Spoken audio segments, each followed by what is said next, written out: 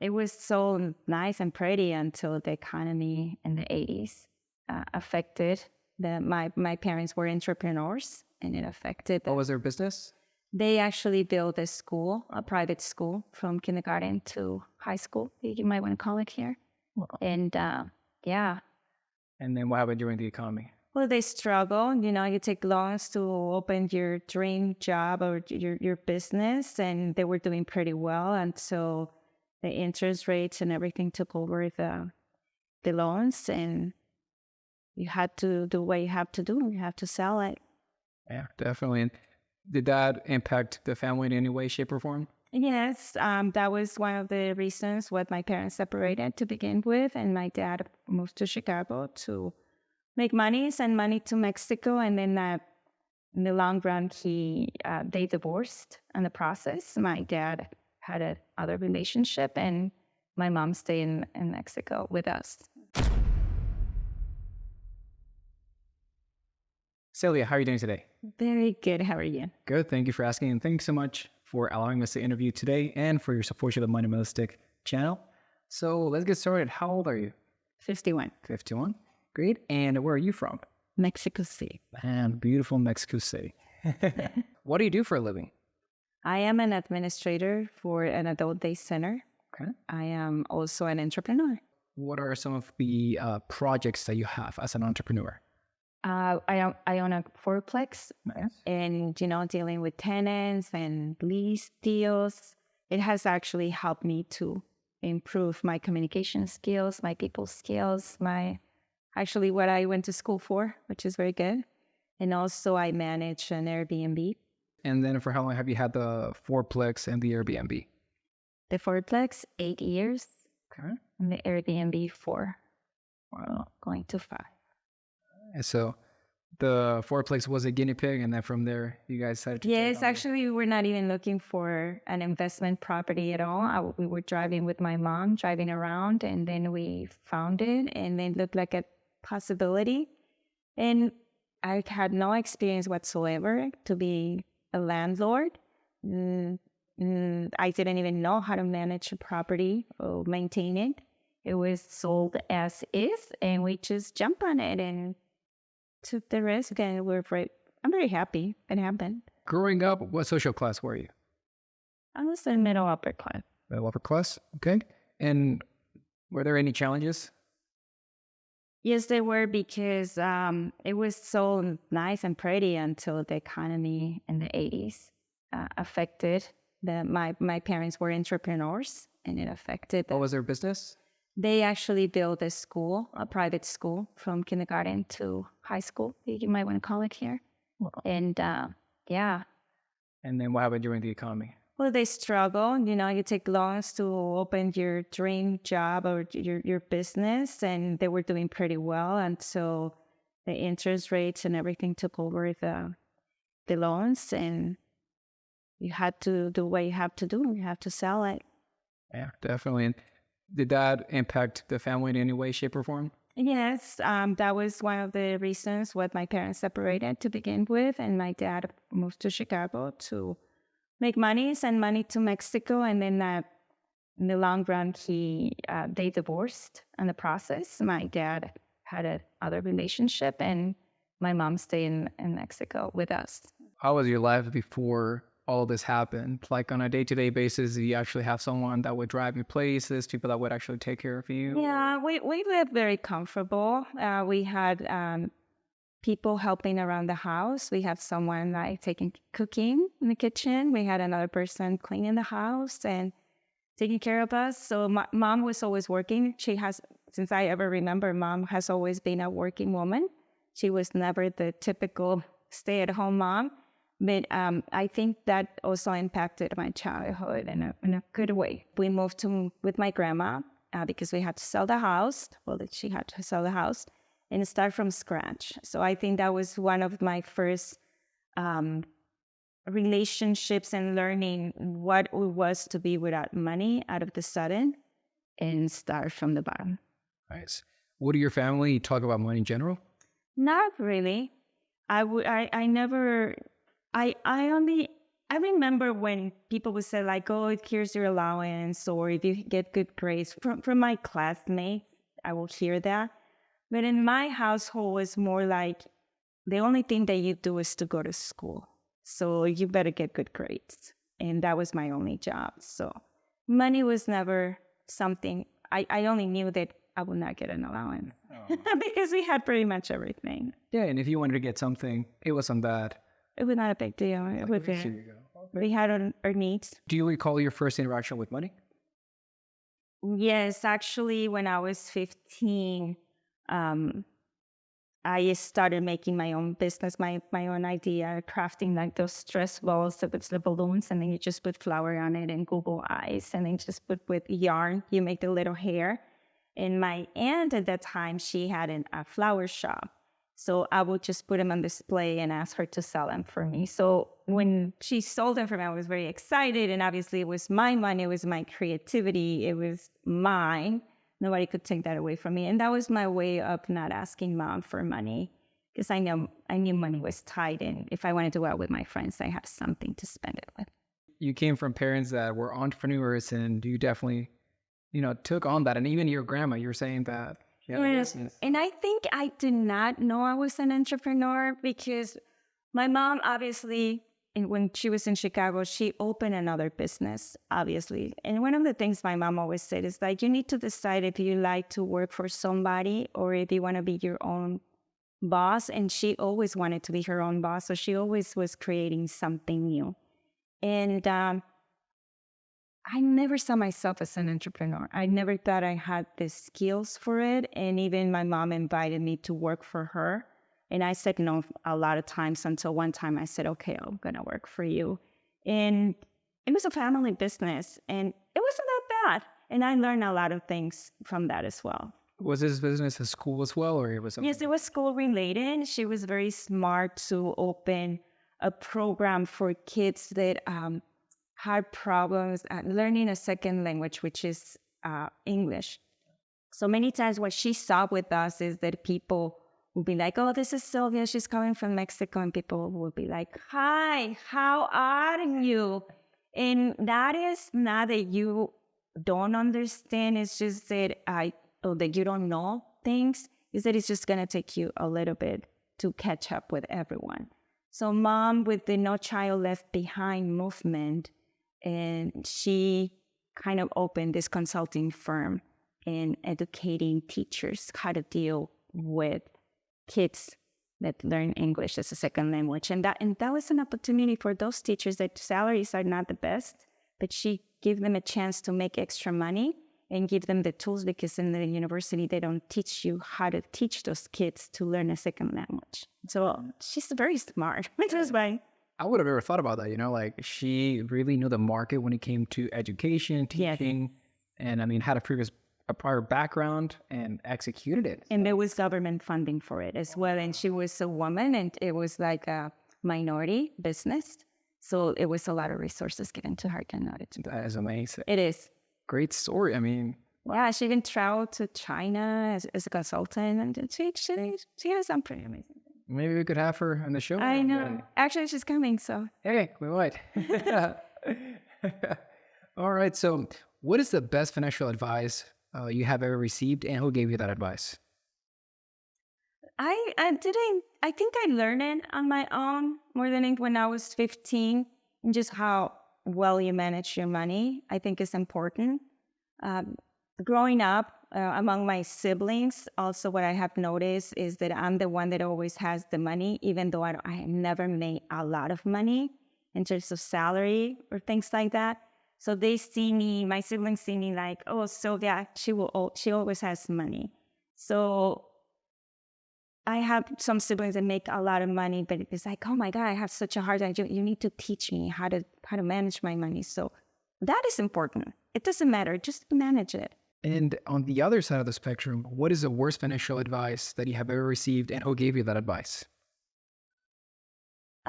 Believe it or not, mom has actually, she is adventurous. She jumps on the wagon. That's the beauty about her. And she has always said that she's going to go to the grave with, and she's going to leave like a 0. money in the bank. She's going to spend it all. And that is something that she enjoys life. She has traveled to several places. So to me, that I don't follow that philosophy. So I think it's some bad advice. But she keeps saying, just leave. Don't leave the money in the bank. Spend it all. What is the best financial decision that you have ever made? Invest in the properties. Did you make your research, or how did you come up with that idea? I just follow my gut feeling. I'm the type of person that I'm very energy driven. And mom always says that, it's like, do something. But if that's something that you do is going to kill you, don't do it. But if it's not going to kill you, go for it. And it's better to say, hey, I tried and I failed. I learned this from it. Then what if if you never try, you will never know. That is very powerful. I agree with you on that one 100%, because that oftentimes a lot of parents see their kids trying something new, and since it is out of the ordinary, they see the risk, but they don't see the reward. And one of the things that they need to understand is that when you're young, you can make mistakes, and you will actually learn from those mistakes, that you can actually apply that learning curve that you develop later on for future projects, like in your case. So, man, that is so powerful. I love that answer. My brother has opened so many businesses, but he never gives up. And he had like a hot dog stand, and then he had like a translating, but just always thinking about like, what's the next one? And I really admire that. I think that I'm very lucky that with my businesses, nothing has failed. But I don't know what it would be if I fail. Maybe I would like be more cautious or done research. That I just follow my gut feeling. Nice. And hey, you've learned from it, and it works. It works. It works. It has not failed. Now, what is the worst financial decision that you have ever made? I think I wouldn't say the worst. I think that I was just naive, and no one, like my parents in Mexico, they don't know about retirement plan system. I mean, just coming from Mexico, it's a different culture. No one actually showed me the importance of preparing for retirement.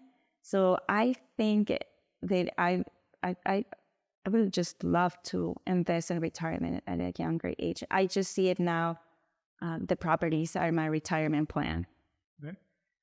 Before we go to the next question, I do want to ask in regards to the Airbnb.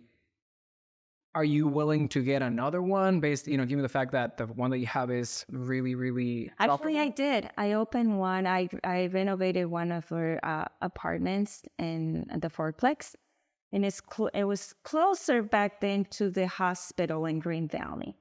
And my market was pretty much those people that go and travel and they need a place to stay overnight. So it did well, but then the hospital closed, and when the market changes, so I decided to put it on long-term rent instead of short. But yes, we did open. It was very cute, very nice, and we were looking to expand, and we did. Have you ever had tenants that not destroy your property, but like did leave a little bit of a mess? Absolutely. How do you deal with that situation? With a lot of patience. It's part of the game. It's a lot of things that you need to learn from. You learn. Actually, I consulted a lawyer, had to get someone out of the property. Oh, so they didn't want to leave. They didn't want to leave. But those are just lessons learned. It's not something that I don't feel that I'm not prepared for. If it's stress, yes, it is stress.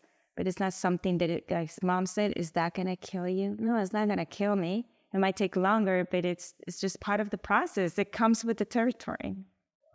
So even though there are tenants that are not that great, still you can make a profit out of it. Because I think like that's the fear of a lot of people that want to get into the real estate business, that they're like, wait, what if, we spend this amount of money, then someone destroys it? Well, if you go with that mentality, then just don't do it.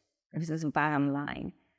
You think you need to, when we bought that property, it was as is. So we had to put a sewer system. We had to do a lot of things to that property. So at the beginning, you're not going to see thousands of dollars coming to your bank account. Obviously, it's an investment.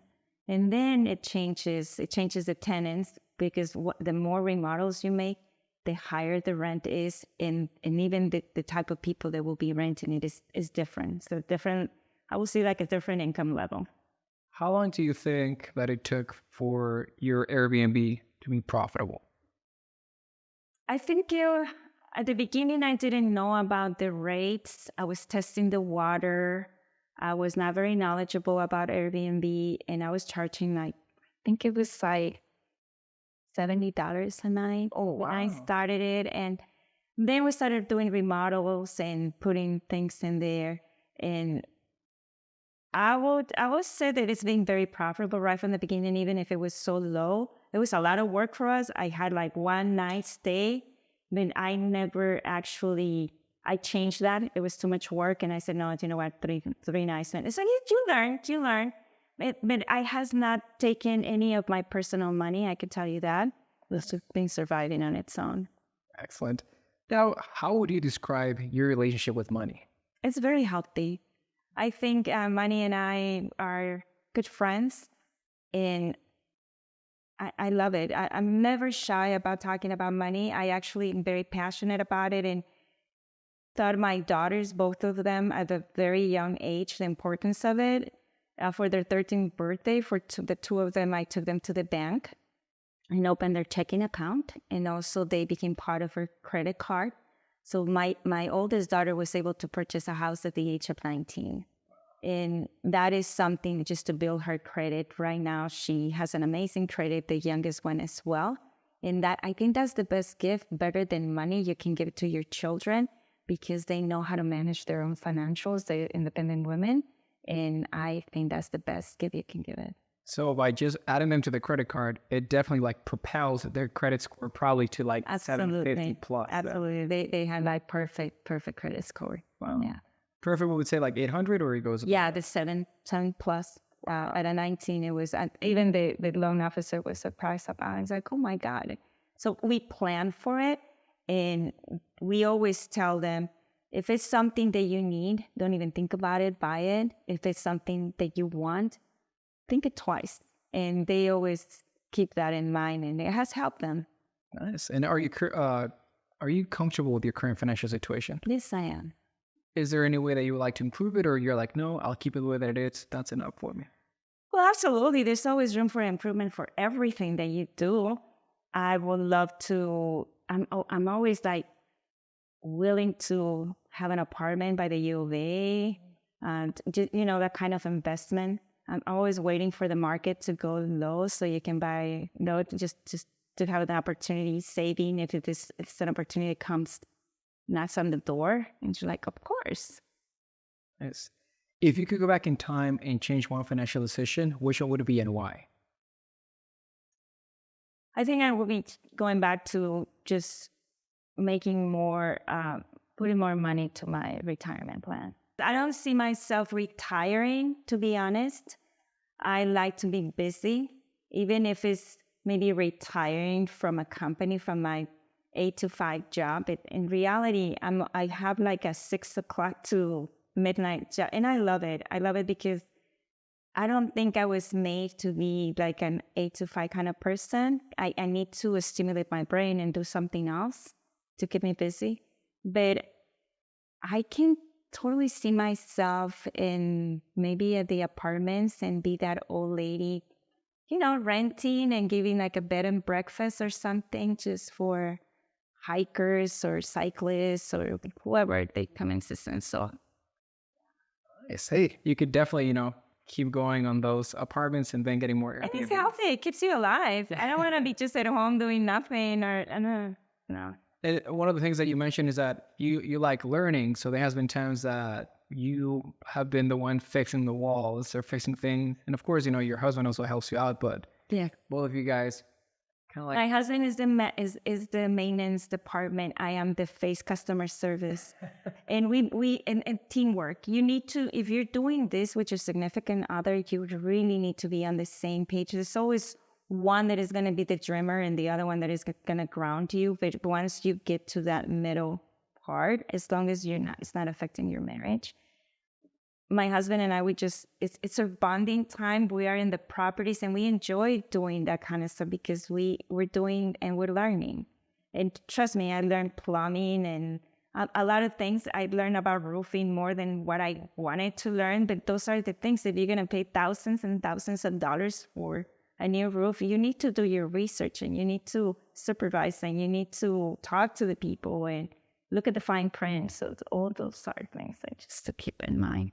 Man, that is awesome. I mean, you guys are definitely like building an empire, literally, you know? We're trying. I mean, something for the girls. We might not have like the bank account, talking about different cultures. So we both were born in Mexico. So we came with different mindset. Once we emerge into this new culture, you know, sometimes we never had like a college fund for girls, because in my case, I pay for my own school because my parents, they didn't learn that here in the United States, you pay for your kids' school. It's different. So for my daughters, they learned that. So they knew at a very young age that they were going to pay for their school. But both of them had been with scholarships and they had paid their own school, whatever that amount is, which is not thousands and thousands of dollars. They have been able to manage it with the scholarship. So they're debt free, which is amazing for them. I think you guys have done a great job with your kids. And man, if we could have an interview with them, that'll be better. All right, so we're going to go over our first section called Would You Rather. So I'm going to give you this container, and then you're going to pick 5 numbers. And then based on the number that you got, I'll read you a question. So whenever you're ready. 23. Silvia, would you rather use a credit card or a debit card for every purchase? Actually, we always, since I remember, I always have used a credit card. For many reasons. They have perks, they have points, they have cash back and all of that. And if there is an issue with a credit card purchase, you can call your bank right away and they can stop it. When a debit card is a little bit more complicated and all your money is there, and I don't know, I get nervous. I don't use a debit card at all. Excellent. All right, let's go with the second one. 22. Would you rather retire at the age of 55 with $1 million or retire at the age of 65 with $2 million? Actually, I don't see myself retire. So Either or is fine. All right, let's go over the third one. This is 28. Would you rather borrow money from your parents at a 0% rate or get a loan from the bank at a 5.99% rate? Borrow from my parents. No hesitation. That's right. I think that's a cultural thing more than anything else. All right. I'll go with the fourth one. Would you rather pay for everything in pennies for the rest of your life or pay double with your credit card for every purchase? The first one. I have this thing with interest. Like every time I see interest, I try my best not to pay it. It's something that I think that I'm just wasting money when it comes to that. I don't know. Let's go over the last one then. 16. 16. Would you rather get $10,000 in cash today or $10,000 in an investment account that tracks the S&P 500? Yeah, the second option. You would get the one with that goes on the S&P 500? Yeah. All right, so now we're going to go over a second section called What Do You Think? Same process, 5 numbers. This one is more about opinions and thoughts on money. Number 3. What do you think? Is it better to rent or to buy a house? It depends on the situation. For instance, a personal. When we moved here, the market was still okay. No, it went up. Right? So we were renting, but we purchased at a very higher rate. And I think that if we would just stay renting, we could save more money than what we purchased. Because if the house, when we purchased it, maybe we overpay because the prices blow up. Maybe we overpaid like $100,000. I don't think we would pay $100,000 in rent for a year. So to me, I would see it as a saving. But if other people automatically think that renting is a bad decision, sometimes I don't think it is. All right, let's go with the second one. What would you consider a good emergency fund? My emergency fund right now is my savings account. I think I've been saving $25 a week since I can remember. I think since my first check, when my first job, at McCormick College. I've been just saving. And and if you do the math, I've been in this country for how long? Like maybe 30, 40 years, not 30 years. So it's just something that you do the math. It might not sound like, oh, 25 is not, it's a lot of money. But I think the key is to be consistent. And it has helped me when it's on my chest. Excellent. Hey, that's a good system to have, $25. It's just automatically taken out of there. You don't even see it. I don't even count on it. Excellent. All right, let's go over the third one. 17. Is it good or bad to buy things with 0% interest for a specific time period, such as 12 or 24 months? It's good because you build your credit. That's one. And then it helps you to manage the money. So I usually do it all the time. So when I purchase something like $100 purchase, and then you just divide it by a month, you just set up the automatic payments and then you're good to go and your credit is good and it's easy peasy. No brainer. Excellent. All right, let's go over the fourth one. Should we all have a financial advisor in order to have a better understanding of our money? I think so. I wish I had a financial advisor. But again, I think it's more like a cultural thing. Who you can trust with your money and how are they actually going to be honest with you or they're trying to make a commission out of you. I personally have not experienced sitting down with a financial advisor. I know here in the United States it's very common. I have several of my friends that do that. I am my own personal financial advisor. So. All right. All right. 11. What are the top 3 financial goals that everyone should have? I think you need to plan whatever goal you need to if it's a purchase, then find, it doesn't matter from where you get that money, the type of job that you have. Or maybe you can even make some money on the side as well to contribute to that. And then manage that money. But not to the point that you have to make a lot of sacrifices to get to that goal, but make your goals realistic. For instance, it could be like buying, I don't know, a guitar and plan for it ahead of time. Planning is everything. So I think that I could be planning and then executing or saving and then executing the plan. You have to stick to your plan. That's very important. All right, so very systematic, so I like it. Yes. Finally, is there anything else that you would like to share with the audience? Do you have any final thoughts? I think I would just share as a mom what I share with my daughters. It doesn't matter how much you make. What matters is how well you manage your money. And when you have that decision of making a purchase about something, follow your gut feeling. And then think about it. If it's going to kill you, don't do it. But if it's a need, do it. But if it's a want, then that's when you have to think it twice about that. I think if you follow those rules, you'll be pretty safe with your money. Silvia, thank you so much for allowing me to see the interview. Really appreciate it. Having me. Thank you. Guys, thank you so much for watching. Please support the channel by subscribing, commenting, and liking the video. The question of the day is the following.